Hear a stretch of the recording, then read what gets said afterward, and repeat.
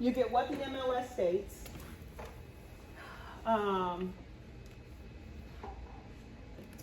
Unless you put that difference in there. Which is why the initial buyer's consultation report is so they know that up front. But see, that's why, like I said, it didn't really click until I was in the situation. I was like, oh, now I get why it's important. Exactly. Because you'll get people throughout the transaction that'll say, well, I didn't know. But if you had that conversation, like you said, at the buyer's consultation, as well as throughout the process, you want to always kind of remind them. So, you know, remember your closing costs is a combination of tax, title, brokerage fees, and title fees. It's like a, and then when you're working with a lender who understands that too, they're communicating that to them as well. So when you get to the closing side, It's not a surprise. yeah, it's not a surprise. I'm not paying this extra And a lot of times, you know, like LaShawna and I had this conversation where you could say to your client, well, you know, we're going to go to the seller and ask the seller for $5,000 in closing costs for you. So that also help offset and cover those fees. So it's not even coming out of your pocket. It's the seller still paying. So the seller actually gave you 3% for the transaction versus 2.5%. You see what I'm saying? Make sense? Shawnee, you okay? She was like, so what I'm saying is if the MLS said that the seller was paying you 2.5%, but you had a minimum commission difference that your buyer was paying, but if you wrote in your buyer's contract that the seller was going to pay $5,000 in closing costs, that closing cost was a combination of tax, title, your fees. So technically the seller still paid your fees for So that difference, the seller paid the 0.5. without them even knowing, because they gave a concession. So technically they paid you 3% to sell their house. Got it. Okay. You got more money from the seller because they gave it in the closing costs. Okay. Okay. Once your buyer's like, yeah, you ain't gonna Right. So of course you all know the signature section of the contract. Make sure that you put all of your information in. I am big on not being lazy. So make sure you put the other sides in there. I mean, you're already in the contract. It's only gonna take you 2.5 seconds to put their information as far as their license number, their MLS ID number, their brokerage name. Make sure you put the right brokerage name. If they are LLC or whatever, make sure you put the full correct name. It's right there in front of you on the MLS. Make sure you put all of our information. And then on 424, line number 424, a lot of people miss this. Acceptance deadline. Make sure you put the correct time and stuff in there. If it's AM, put AM. If it's PM, put PM. If you just put 5 on January the 29th, that they may say, well, we thought you said 5 AM. You didn't specify 5 AM or 5 PM. You didn't. So put a P or an A right there. The M is already present. Okay? Anytime you submit an offer, is there a standard for like just to be like next day 5 p.m.? Yeah. Or, I would say 24 hours is pretty standard. okay. A 24-hour turnaround, unless this is really like a hot property and you talk to the agent and you're like, listen, we've got 3 other properties that my client is actually interested in. So is it possible that you can, is it possible to do a shorter timeline? And they may say, yep, you get that offer over today. You know, you might write the offer this morning at 9 a.m. and give them until 8 a.m. tonight. So you certainly can. I would just say have that conversation. Okay? All right, so that's your residential sales contract. If your person is rejecting it, make sure that you initial at the bottom. Okay? As the listing agent. If that person is rejecting, if your person is rejecting and they want to counter it, make sure that they sign counter. I am guilty of this. Let me say this, and I know that a lot of other agents are, so let's just understand this. A lot of us will message the other agent back and say, hey, the contract, you know, we accepted another contract. But we don't never reject it and send it back. Right. I was gonna ask you. That's like, I know, like. So I would like to see us this year start doing it. Let's just start operating like that, because I don't do it, and I don't see other agents do it. We'll send you a message, hey, thanks so much for, sending your offer. Our seller went with another Right. offer, Yeah. and we just say, okay, thank you. Yeah. But then you've got some agents that say, hey, if you need the rejected contract back, let me know. Or some people will say, hey, can you send me back that contract rejected? So let's get in a habit this year of rejecting, if they're not accepting it, reject it. Because if they were countering it, we would have an initial for a counter with a counter attached. So if they're not gonna accept it, let's just get in a habit to make sure that our files are right, because I'm trying to do better with paper. Let's reject it and put it in the file. Yeah. Question, Mhm. before we move on to sales side. Appraisal, going back on writers, for a cash offer, the appraisal writer. There is none. There is no. Okay, so that's not even necessary, cause it says like the form should not be used for FHA or VA, Right. so. It's only used for conventional. Yeah. Yeah. Most of the times, if because there's no lender involved, Okay, a cash person would have to have an independent private appraisal, if that was the case. okay, Okay? that was my first question. Yeah. So again, if they were opting to do an appraisal, they were a cash buyer and they absolutely needed to do their own appraisal, that's a section where you do that other. Because they're opting to, they wanna get an appraisal value on a property first, even as a cash buyer. Okay, so you would do other and then say private appraisal or whatever. Okay, Okay. There was something else I was gonna say. You said appraisal. I don't know. Maybe it'll come back to me. Contract. Okay. I don't know. I'm old. My brain. Real brain. Yeah. Okay. So any other questions on contracts? Y'all feel confident with that? And it helps you understand from the seller side now, right? Okay. I do have a Okay. Go ahead. My last question is going back to the title and survey. Yeah.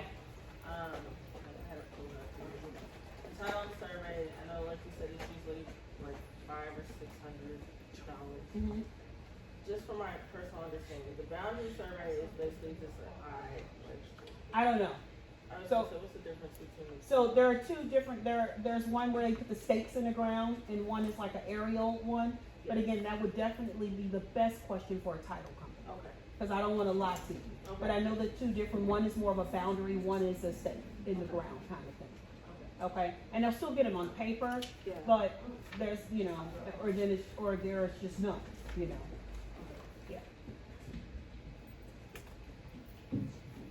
Any questions?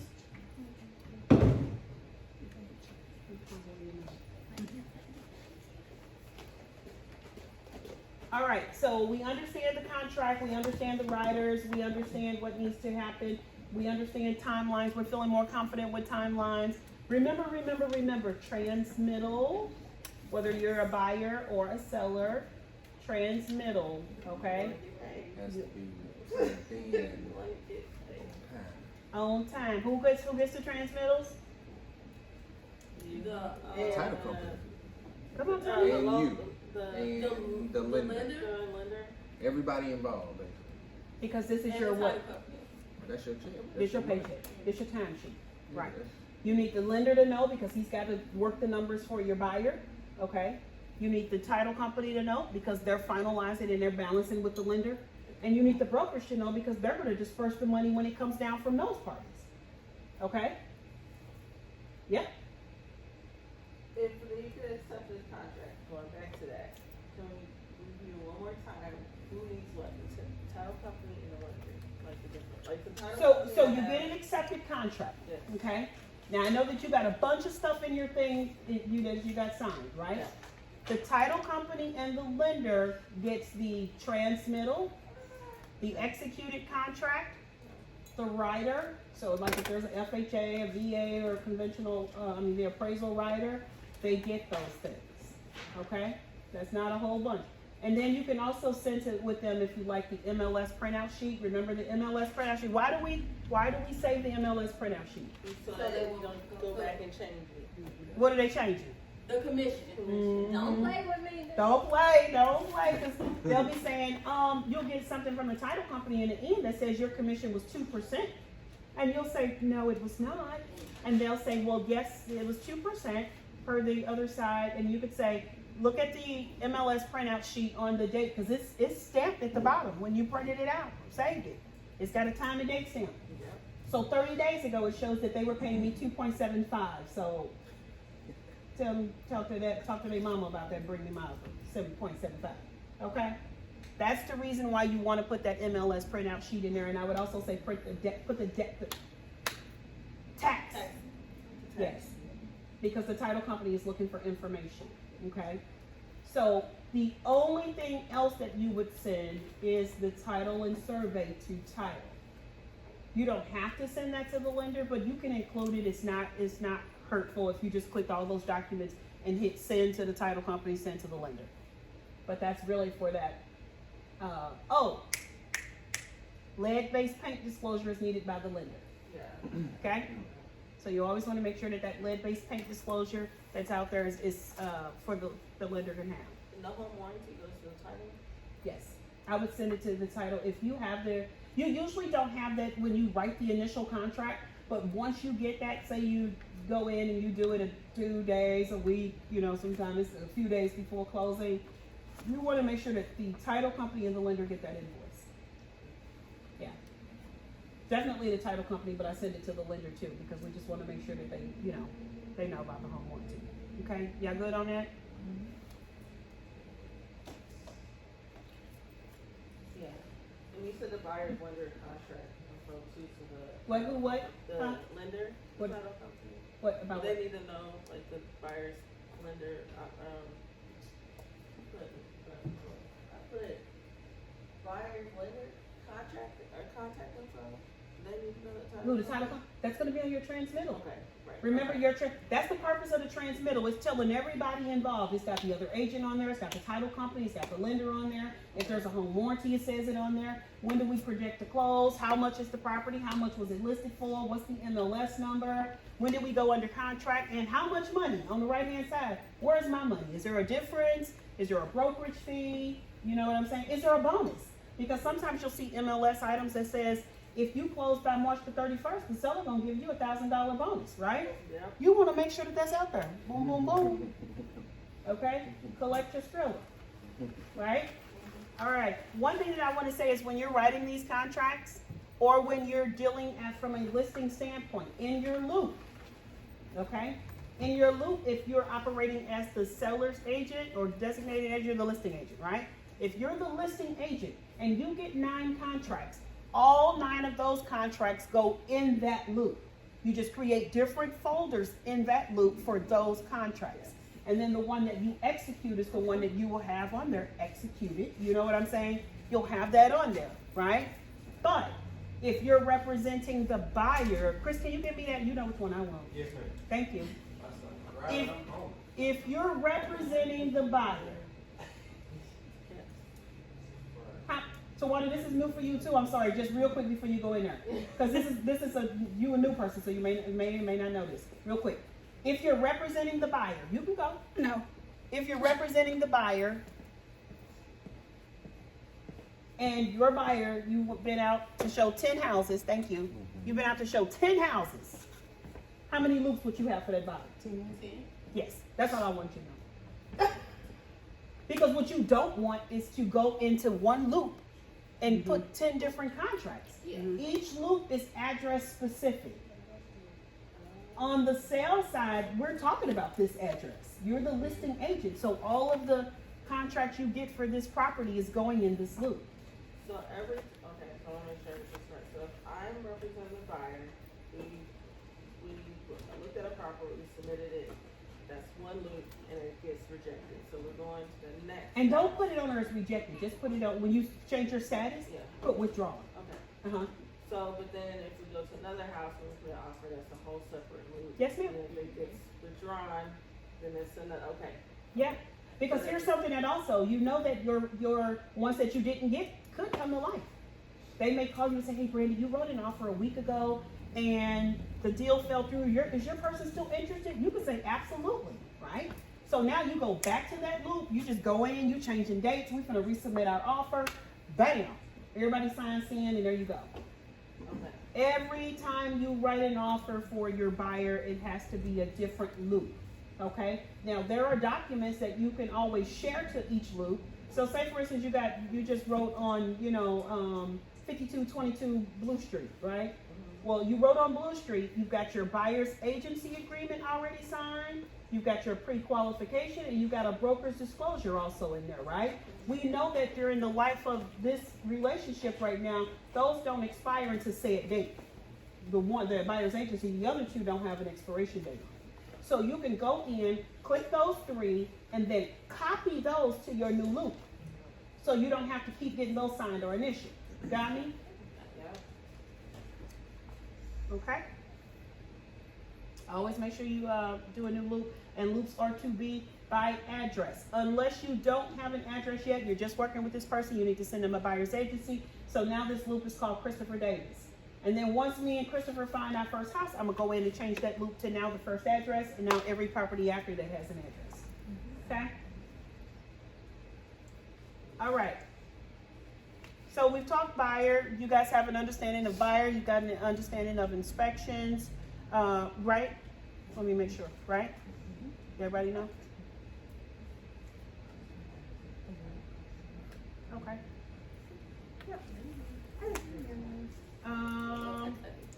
What I got? All right, well, they talking to themselves. So, okay, so now we'll move to, real quick, to what, listing? Yeah? All right. So, go to your MLS. Yeah.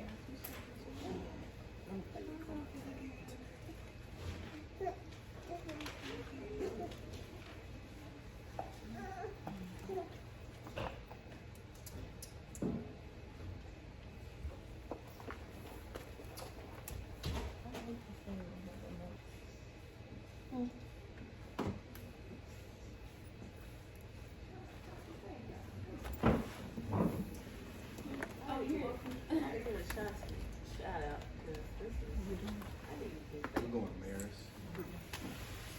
given that I don't get to tell my two Yeah, it's good to have a refresher. I kind of know a little bit. I know you do. Most of the time, this is mine be on the fly. It'd be like, Rig. It'd be like, let's see.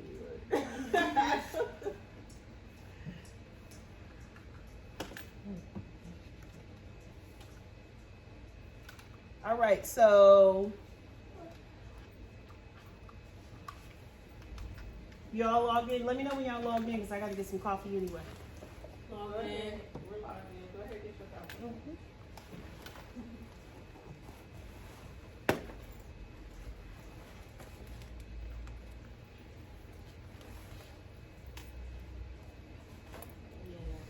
In? Everybody in? Yep. Okay, so here's the scenario. Jordan just called and she's wanting to sell her house, okay? I feel like I got boogers. I'm sorry. You can get you some tissue or something. I don't think I have none. I just probably feel like it. Shut up. Okay, so Jordan just called. She wants to sell her house, okay? You guys might want to write the address down because I'm going to have you all to run some comps. Jordan, she lives at 2704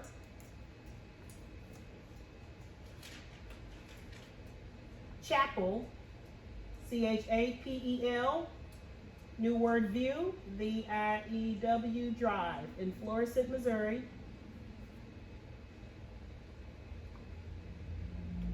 She's moving to Dubai, so she wants to get rid of this as quick as possible. And she needs to know approximately what value the home can list for. Okay? So, you all would go to your Maris. You might want to go to your Maris. I thought you. Oh. Go to your Maris. You want to go to search. And then right up under where it says map search.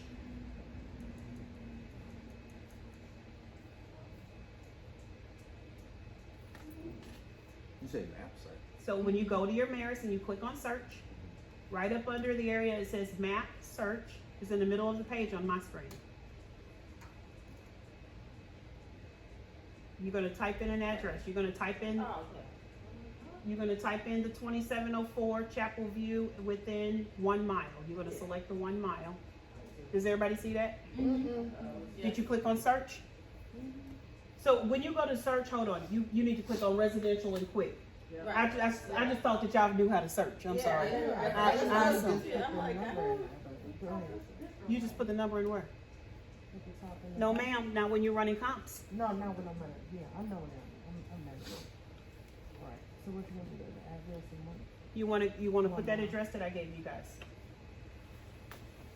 in that map search area. You wanna select within 1 mile.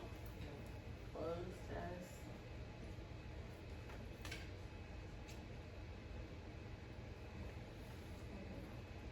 I need more specifics, so. No, you don't. Well, I got 250 results. The only thing I'm asking you to do right now, we're running comps.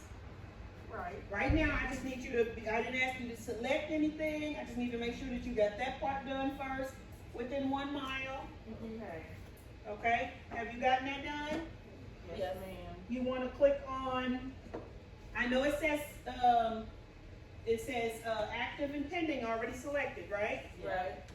Oh shit, that might be way too much coffee. I'm gonna be high as hell. Way too much weight. No, I'm gonna be high as hell. I shook a whole bunch of coffee in there. You're gonna be active for the whole week.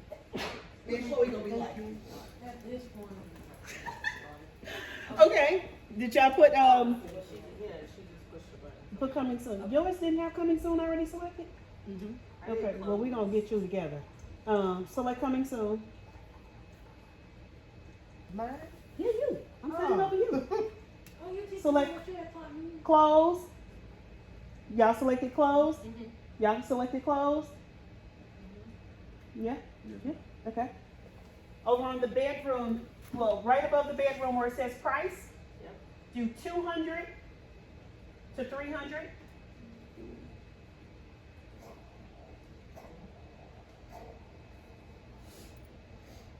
For the bedrooms, do 3 plus.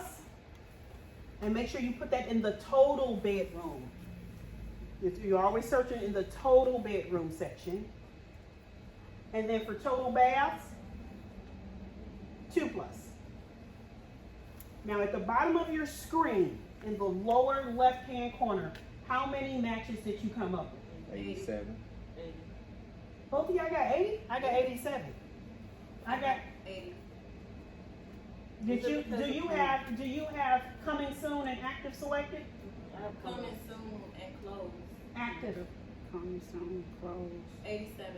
Okay. Plus Active. 2. So, I missed one, but after the search. That's because you don't have an address in here. That's not correct. You didn't put a full address. You ain't put no county, no nothing. So it would have dropped down, back up a little bit, just back. Okay, hold on. Okay, finish typing in Chapel again. Interesting that yours doesn't pop up, so do, comma, fluorescent. That is so weird that yours isn't popping up. There we go. So select that. You see how it already changed? So deselect your active under contract, because everybody else doesn't. You should have 87 in. All right. So everybody's got 87, right? Yes. Click your button that says results. Okay? No, I need to go back.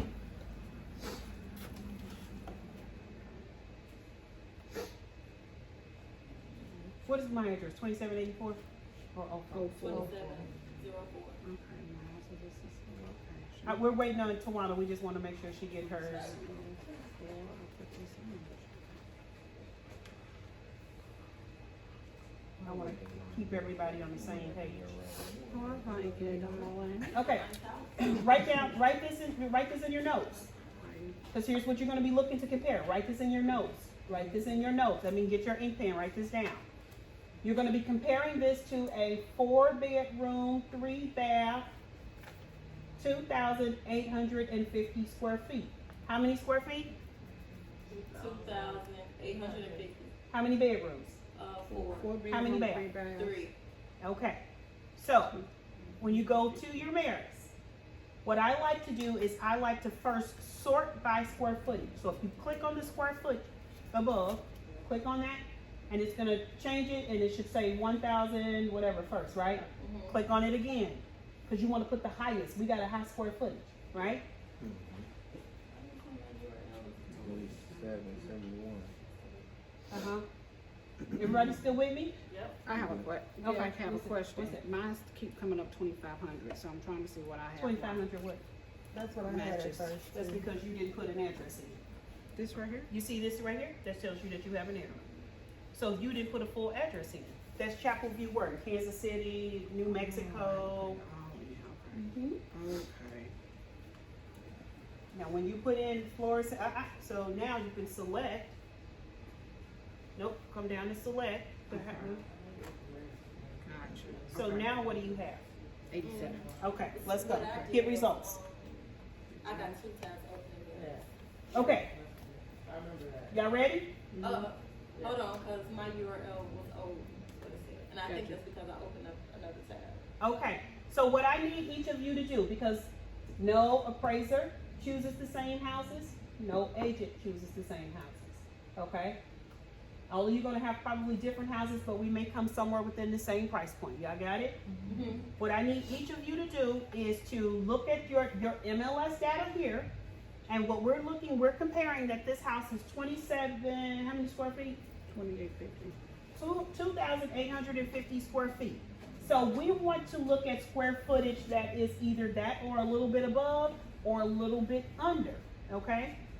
The goal when selling Jordan's house is to get her the most money for her transaction, okay? Right? Mm-hmm. So we're not looking for the least amount, we're looking for the one that has the highest value that's similar to hers. 3 to 4 bedrooms. Of course, we've got a lot of 4 bedrooms right here, so that's perfect, okay?